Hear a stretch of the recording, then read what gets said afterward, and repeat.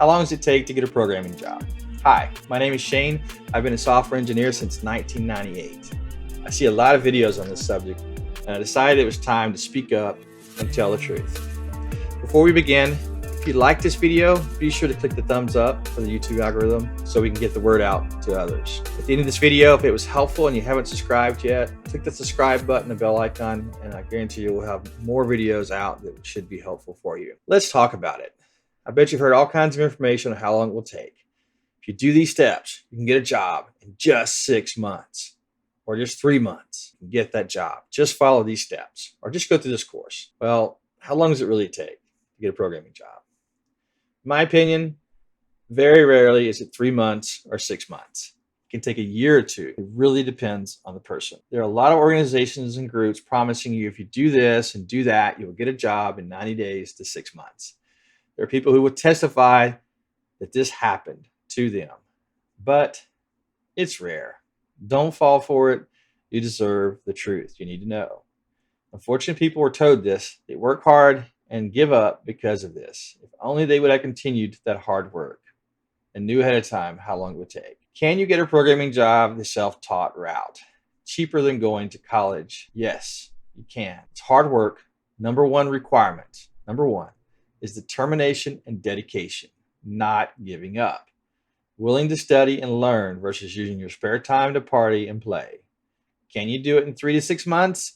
Yeah, you can, but it's not likely. It's going to take ongoing dedication, studying constantly. We're talking about daily, weekly practice, and dedication to learning and applying for jobs, not giving up. It can take a year or two. There will be times you feel like you're not going to make it. You may even fail many interviews and start having imposter syndrome. But the key is to learn, try, fail, figure out what to learn next, and keep going. I spent 2 or 3 hours a day programming, learning. I went to work and did this in my spare time. Luckily, I wasn't married or didn't have family yet because it took time. My advice, don't put a time limit on getting the job, but do put milestones. Give yourself deadlines. Make sure you're putting in the consistent time for those deadlines. Make sure your study is like going to school. Don't do it here and there, off and on. You have to have consistent, ongoing self-training. I had someone write to me. They'd been trying off and on for many years, they said, with no success. Kind of whining. But my advice to them is stop. You don't have what it takes, unfortunately. There's no off and on. If you are a full-time athlete, do you practice off and on? You should consider this ongoing self-taught college. Do yourself a favor. Don't take time off for the summer. Consistency and dedication is key. The willpower to consistently make the time and not give up when you feel you're not going to make it is key. I programmed since I was 12. I've worked with computer hardware all of my life. I almost didn't get my foot in the door at a computer company as a hardware technician. Why? Because I gave up before starting. Imposter syndrome. Didn't think I could do it.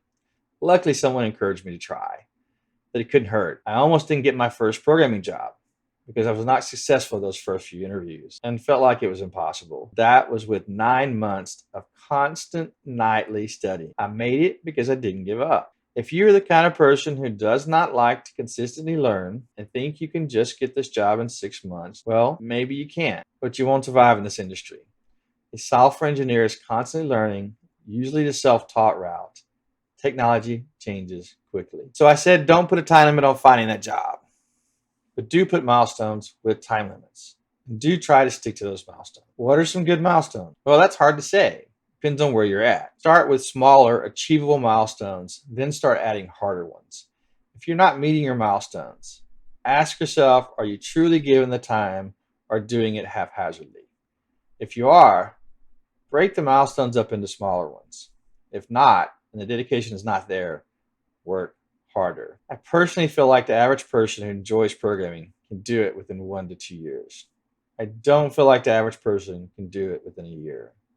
Again, it depends. Are you working full-time? Are you a student?